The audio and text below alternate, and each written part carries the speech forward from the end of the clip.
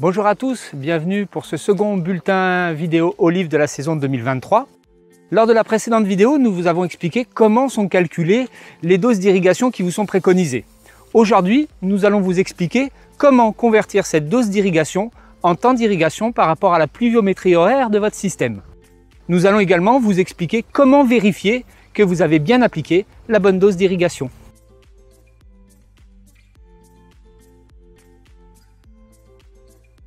Donc pour revenir à ce que disait Julien, lorsqu'on a une dose qui est préconisée, donc par exemple ici 25 mm par semaine, ce qui est le besoin actuel pour les oliviers, pour le convertir en temps d'irrigation, on passe par le calcul de la pluviométrie horaire, c'est-à-dire le nombre de millimètres délivrés en une heure.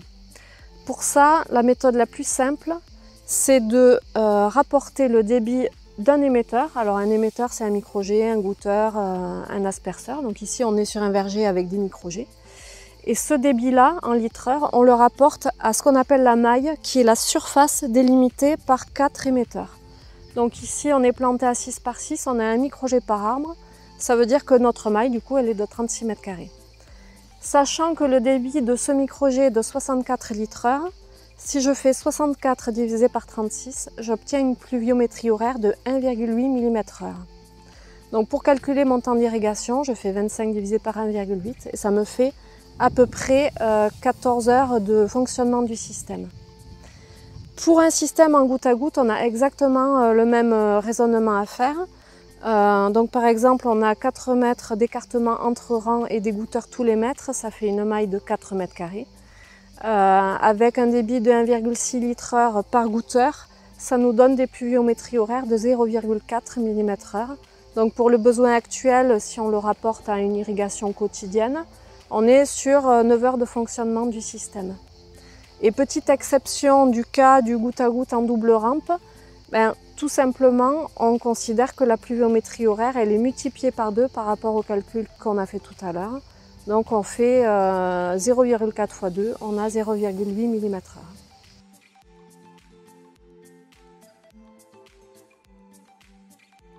Pour vous expliquer la suite, on s'est mis dans un verger de pêcher, mais comme c'est le système d'irrigation qui nous intéresse, on va rester là.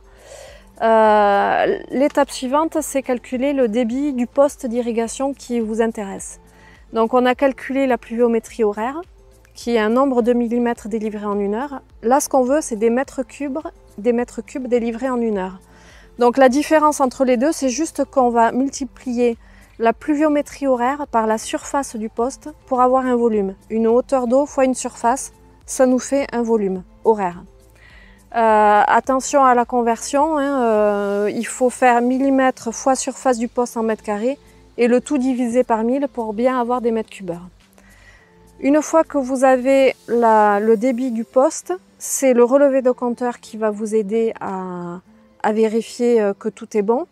Et dans le cas où votre compteur est sur une ligne, comme c'est le cas ici, c'est pas le débit du poste que vous allez calculer, c'est le débit que vous allez avoir en aval du compteur.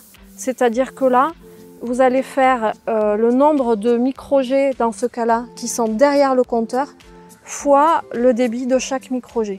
Et vous aurez le débit de l'aval compteur. À noter que pour le calcul de débit de poste, on peut faire la même chose aussi. C'est-à-dire qu'on peut dire j'ai tant de micro-jets sur tout mon poste et je multiplie par leur débit unitaire.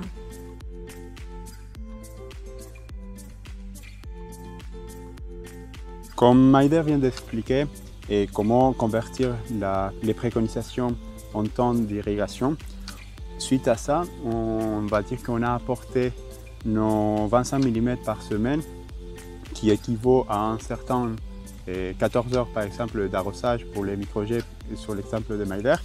Comment on vérifie qu'on a vraiment apporté ça? Et la manière la plus simple, c'est d'avoir des compteurs d'eau. Par exemple, nos 25 mm qui équivaut à 250 m3 à l'hectare.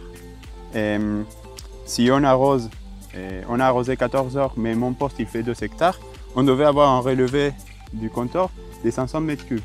Du coup, sur les compteurs d'eau, il faut bien vérifier l'unité. Comme on peut le voir ici, c'est en mètres cubes et on voit la virgule en rouge et avec le tiret. Ça peut changer selon les modèles, mais il faut bien faire attention sur ça.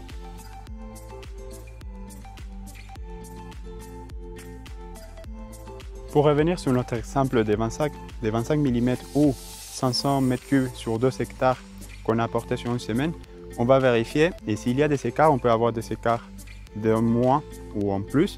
Si c'est en plus, ça veut probablement dire qu'il y a des fuites.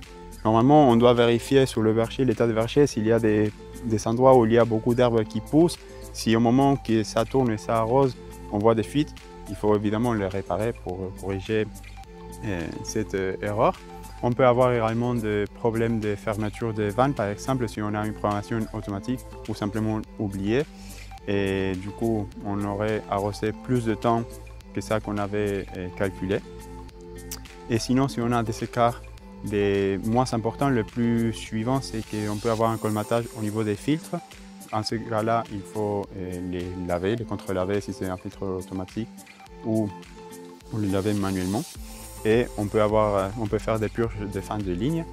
Ou si le problème il est plus important, on peut commencer à avoir des colmatages des émetteurs, soit de filtres, soit encore pire de micro-jets ou des asperceurs.